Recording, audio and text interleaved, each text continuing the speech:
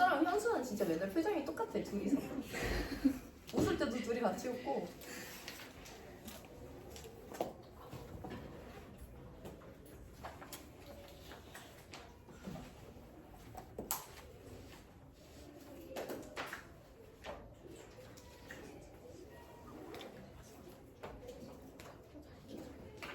야, 우리 2문제 나왔어, 시험범위.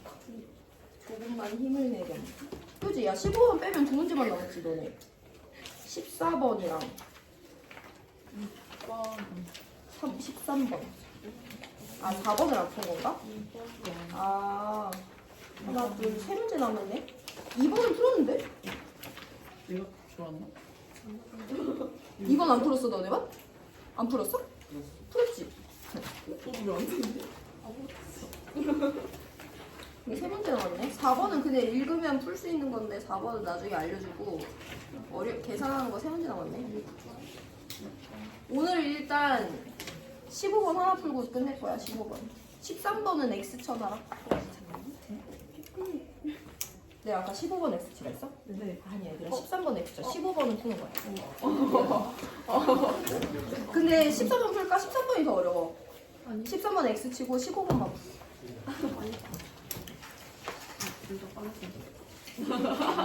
둘 다 빠지면 오늘 수업이 의미가 없잖아. 오늘 하나만 푼다.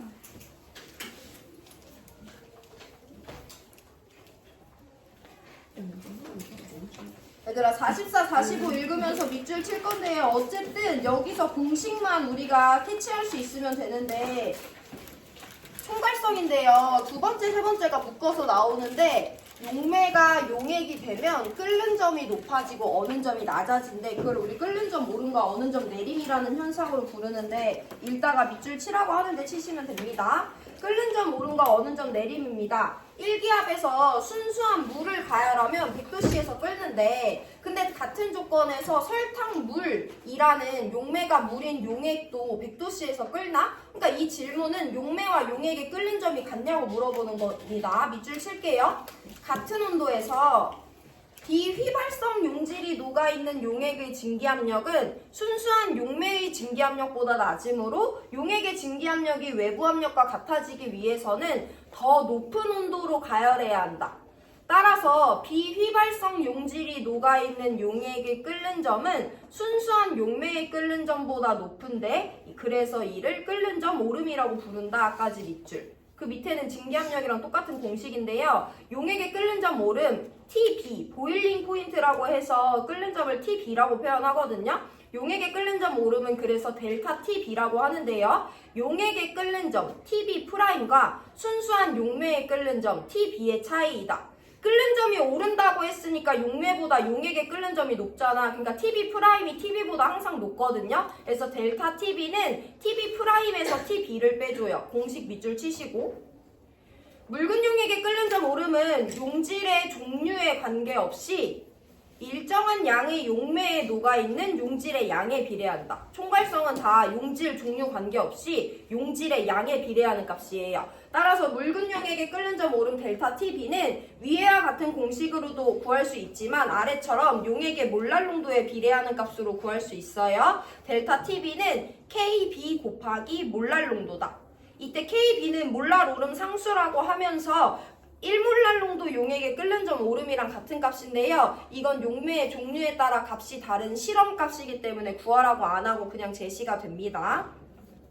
어쨌든 방금 전에 봤던 것처럼 얘들아 우리 델타 P는 용매의 증기압력에서 용액의 증기압력을 뺐던 것처럼 델타 TB도 TB'에서 TB를 빼는 값으로도 구할 수 있어요.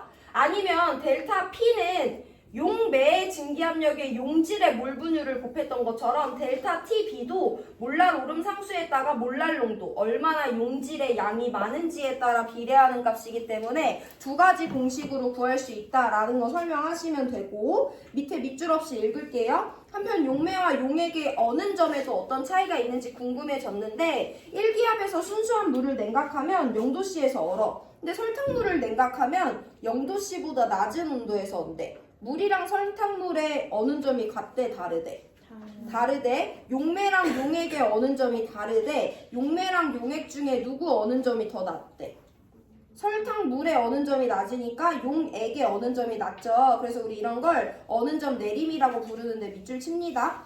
비휘발성 용질이 녹아있는 용액에서는 용질 입자가 용매 입자의 인력을 방해하므로 용액이 얼기 위해서는 순수한 용매만 있을 때보다 더 낮은 온도로 냉각해야 한다. 따라서 비휘발성 용질이 녹아있는 용액의 어는 점은 순수한 용매의 어는 점보다 낮다. 이를 어는 점 내림이라고 부른다. 계속 밑줄. 용액의 어는 점 내림, 델타 T, F죠. 프로즌이니까. 어는 점 내림은 순수한 용매의 어는 점과 용액의 어는 점의 차이다. 이번엔 순서가 바뀌었어요. 왜냐면 용매보다 용액의 어는 점이 낮기 때문에 이번에는 용매에서 용액을 빼주는 거예요. 어쨌든 그 차이다. 밑줄 델타 TF는 TF 빼기 TF 프라임이다. 계속 밑줄 묽은 용액의 어는 점 내림 델타 TF도 끓는 점 오름에서와 마찬가지로 용질 종류와 관계없이 용액의 몰랄 농도, 용질이 얼마나 녹아있냐에 비례한다. 그래서 밑줄 델타 TF는 KF 곱하기 용액의 몰랄 농도. 계속 밑줄 KF는 몰랄 내림 상수라고 하면 1 몰랄 농도 용액의 어는 점 내림을 나타낸다. 몰랄 내림 상수는 용매의 종류에 따라 값이 다르다라고 나와 있어요. 자, 우리 끓는 점 오름 먼저 이해를 해볼 건데, 끓는 점 오름은 여러분들이 이미 증기압력을 잘 이해하고 활용할 수 있으면 우리가 설명할 수 있는데, 여기 증기압력 곡선을 하나 그려볼 거야. 증기압력 곡선, 물의 증기압력 곡선 이렇게 생겼어요. 증기압력이란 자고로 온도가 높아지면 올라가는 값이기 때문에 이처럼 증기압력 곡선 그린다라는 거 우리 1단원에서 이미 배웠었지. 근데 여기다 이제 두 가지 개념을 적용해 볼 건데, 우리 방금 전에 배운 첫 번째 총괄성이 뭐냐면 증기압력 내림 값이죠.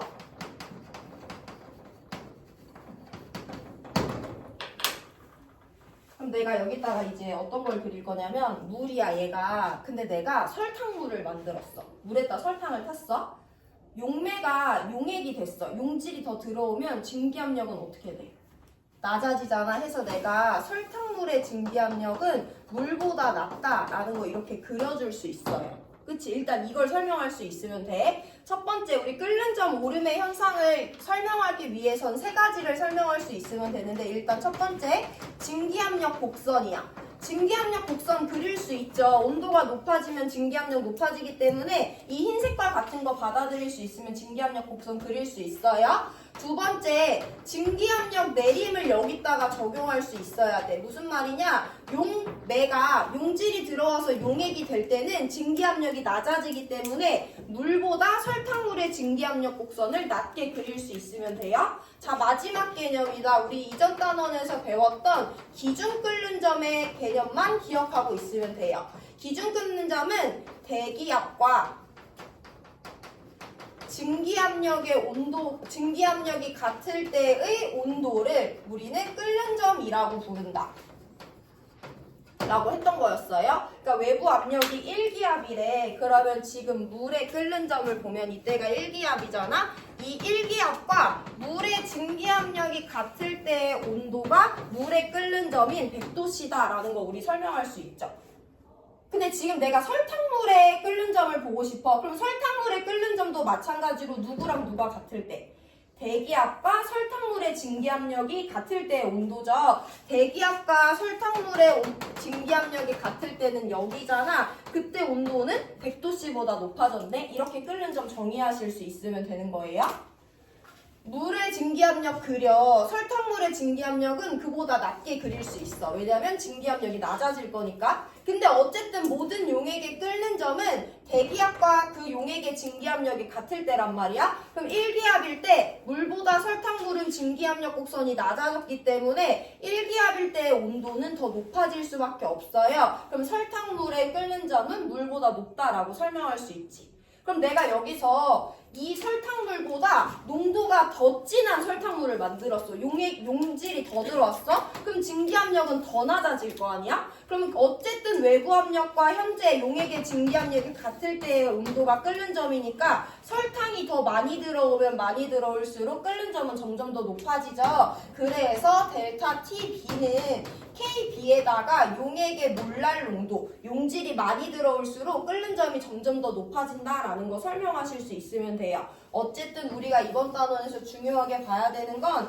끓는 점 오름값은 용액의 몰랄 농도에 비례한다라는 것을 설명하실 수 있으면 됩니다. 자, 어느 점 내림은 이해하기 더 어려운데 어쨌든 이와 같은 맥락으로 볼 건데 어느 점 내림은 우리가 이미 일상에서 많이 보고 있어. 너네 겨울에 눈 오면 어떻게 해? 못 뿌려? 염화칼슘 뿌리지. 염화칼슘은 이온결합 물질이니까 물에 잘 녹잖아. 그럼 내가 눈에다 염화칼슘을 뿌리면 물이랑 염화칼슘이 섞여. 그럼 물이 아니라 이제 용액이 된대. 물이랑 용액 중에 어느 점 누가 더 낮아? 용액이 어느 점이 더 낮지. 그래서 내가 지금 0도씨야. 그럼 물은 얼어서 길이 꽝꽝 얼어 있을 건데 염화칼슘을 넣으면 얘 어느 점이 더 낮아졌기 때문에 현재 온도에서 액체로 존재할 수 있는 거죠.